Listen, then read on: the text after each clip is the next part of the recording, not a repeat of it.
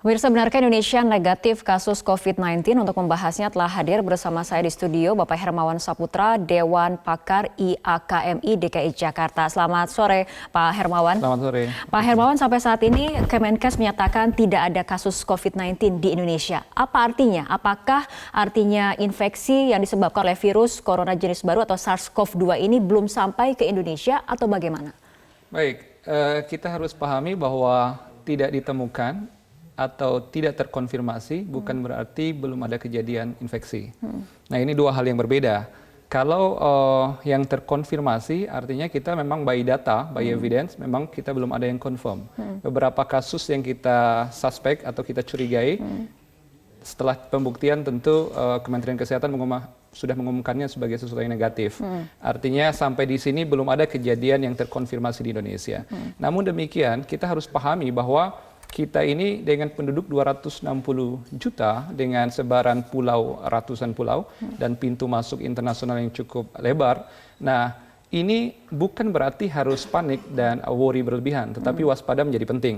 Apa yang terjadi di Italia, di Iran, itu cukup menjadi pembelajaran. Artinya menurut Anda bagaimana penanganan pemerintah dalam menghadapi situasi penyebaran wabah COVID-19 ini? Ya, sejauh ini kan pemerintah konsisten ya, bahwa begitu ada suspek yang dicurigai, kita langsung melakukan reaksi cepat, kemudian menguji laboratorium dan akhirnya terkonfirmasi negatif. Itu yang dilakukan oleh pemerintah. Di samping hal-hal yang sifatnya penguatan layanan, namun demikian kalau kita lihat secara sistematis, ini kan harus betul-betul kita jadikan sesuatu yang lebih kita fokuskan.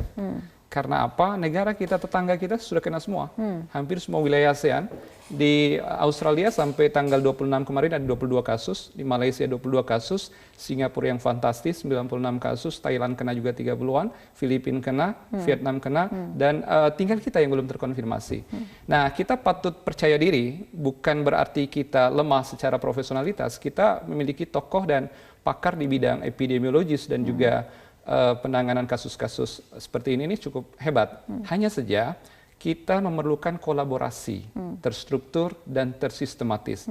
Maka kami menyebut di beberapa komunikasi dan diskusi yang lalu, kita harus melakukan penguatan internal yang bersifat vertical integration.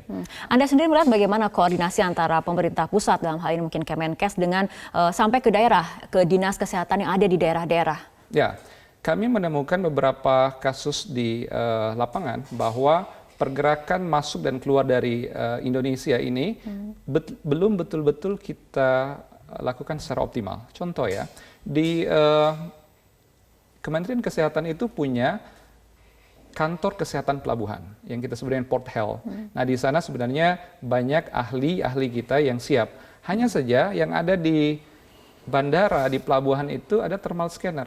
Thermal scanner itu hanya mampu melakukan deteksi dan screening pada gejala panas, demam, tetapi tidak mampu mendeteksi lebih jauh tentang jenis dari demam, panas, dan seterusnya. Nah, artinya di sinilah perlu dilakukan telaah yang fokus, pemeriksaan yang komprehensif. Tidak juga sekedar kualitatif tanya dan checklist seperti itu, tapi ada asesmen yang komprehensif. Itu yang kita harapkan. Oke, apabila kita lihat ini WHO meningkatkan kesiagaan level resiko penularan dan resiko dampak dari COVID-19 untuk skala global dari tinggi menjadi sangat tinggi. Nah, bagaimana kemudian Indonesia harus bersikap dengan adanya peningkatan kesiapsiagaan ini? Kita akan bahas mengenai masalah ini, Pak Hermawan, tapi kita ikuti jeda berikut terlebih dahulu.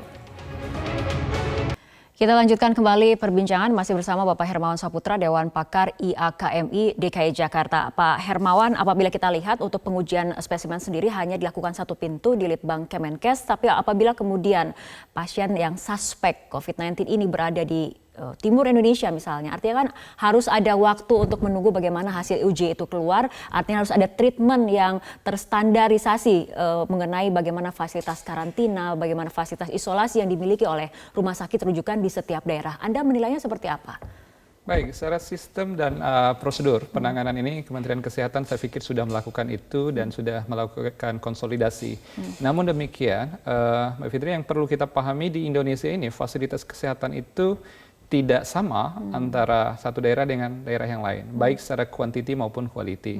Nah, ini sebenarnya sesuatu yang harusnya sudah standardized.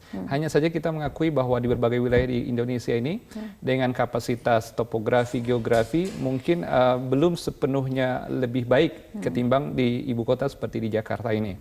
Nah, untuk itu harus ada langkah-langkah yang lebih konkret yang dilakukan oleh Kementerian Kesehatan yang teredukasi dan tersosialisasi, tetapi lebih mengoptimalkan tim-tim surveillance lapangan untuk pencegahan dan pengendalian.